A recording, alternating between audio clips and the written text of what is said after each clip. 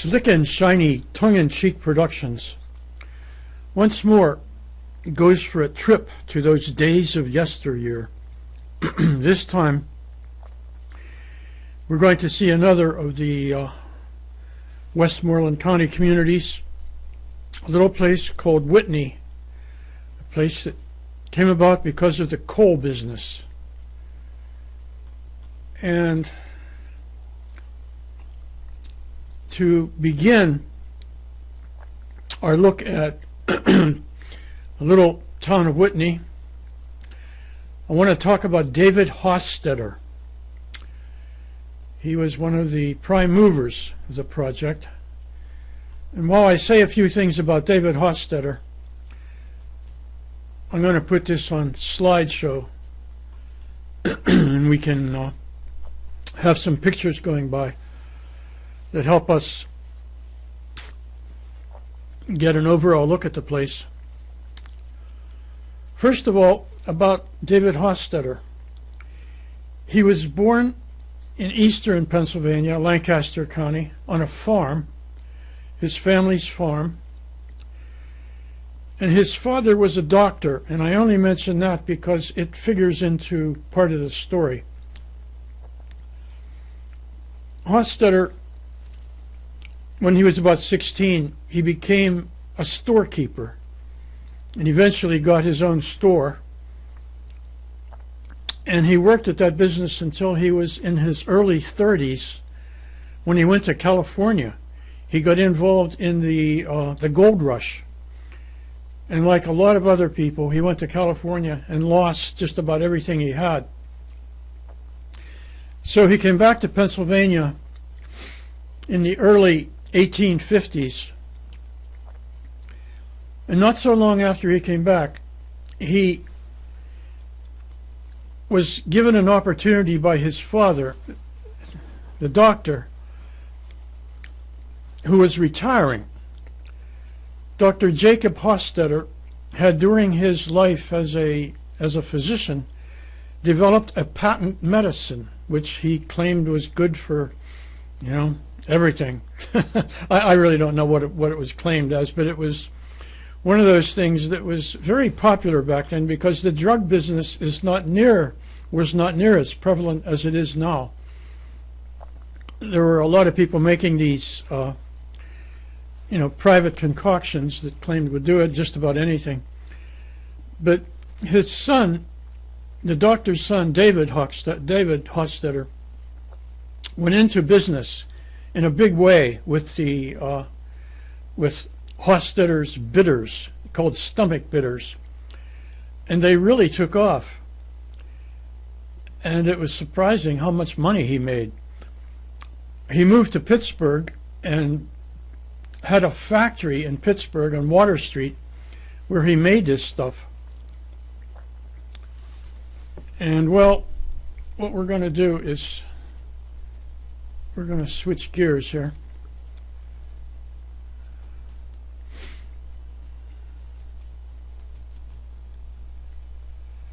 This is the stuff that Hostetter was making. It was this stuff was 47% alcohol, and do I have to tell you that that's 94 proof? 94 proof.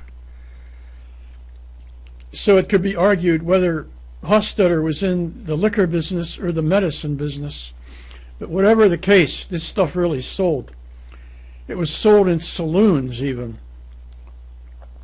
And during the Civil War, the soldiers in the Union Army caught on to it, and it was really big among the Union soldiers. And then after the war, it sold, and Hostetter continued to make money. And with the money he made in his Pittsburgh business, he got involved in other things. There was a lot of stuff going on that he invested his money in. Gas and oil properties. He was involved in banks. One of the banks he was involved in, he was one of the founders. Railroads, 3 different railroads he became involved in founding, local railroads. And by the 1880s, it was becoming obvious that properties where good coal that could be made into coke was available out in Unity Township in Westmoreland County. So he and a few other guys, he went to a couple other guys as partners to start a couple mines out in Unity Township. And that's how Whitney and another town about a mile north of that called Hofstadter came about. We're going to take a look.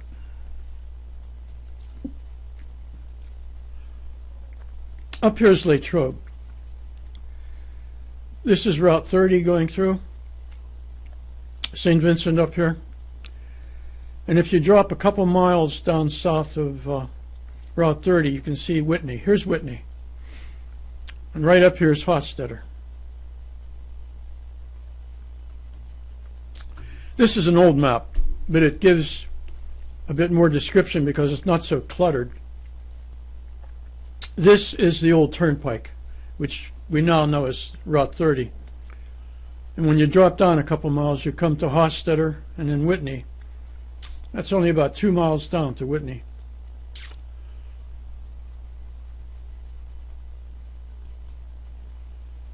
Now this takes us quite a ways back. I just wanted to show you where Whitney was before it was Whitney. This is St. Vincent up here. This is the old turnpike. And this is coming down. Right here is where Whitney will come about. We're going to enlarge this just a little bit.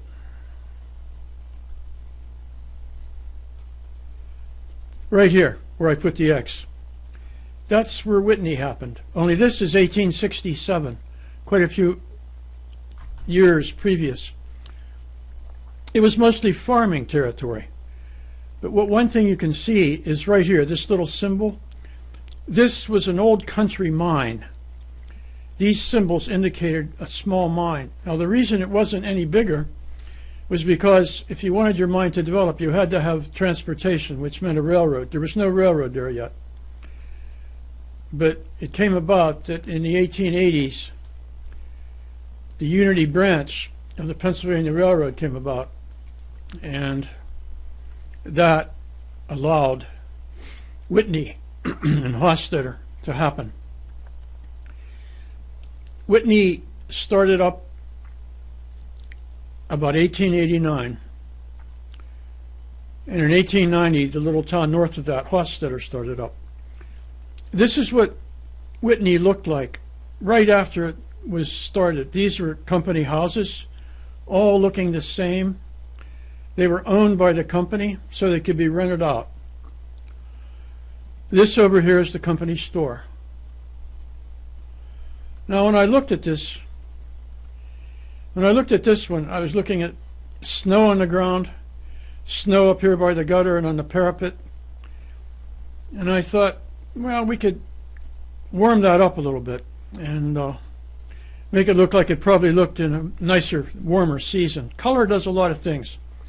Another thing color can do is make things come out with a bit more emphasis. You see this engine back here? Color helps you notice that. This is coming up from the mine. The mine was down back this way. And the railroad hauled the coke out of there that they were making from the coal. And you see how they built this elevated boardwalk over here. That meant they could bring things in for the store. This was the company store. And they could bring things in and haul them over this elevated boardwalk. You know, supplies that the miners would need. And we move on. This is one of the streets in Whitney, the houses.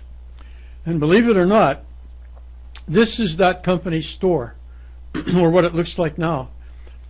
It got radically changed over the years, but it basically is still there. The top floor was removed. An addition was put on in the back. The facade was greatly altered. You can see a lot of fill was put in originally in front, there was not all this fill here. And over the years, that fill was added. You can see how the elevation was brought up in the front, how the roof was put on the first floor. Now we get to look from up in the air. This was the company store, that building that's still there. I'm going to come in a little bit closer. This is the building that was the company store. We're going to come down on the ground and look from about this point up this way. We'll see this building and this building. We move on. Now, this building I only bring up as a question. Was this once upon a time the office of the mine company? Because there's a publication put out by the Department of the Park Service that describes the office of the coal company, and it sounds like this building. So I bring it up for people from around Whitney who might know something about it. I would appreciate some input. We're going to go up and look at this building up here. This was built by the coal company as a boarding house because not everybody had a family with them. A lot of guys coming to work in the mine, you know, they were by themselves and they didn't want a whole house. This is the house we are looking at. This was the mine and coke works down here. And we move on to see again that boarding house. After the mine shut down, it did different things. At one time there was a dance hall in here. There was one time a barber shop in there and a pool hall. In the 1990s, when the Park Service survey was done, it was a one-family dwelling. That's pretty hard to imagine. We're going to just look down the street. These buildings look like they could have been the buildings built for the administrators bosses, you know, a place like Boss's Row. That's the building down there that was a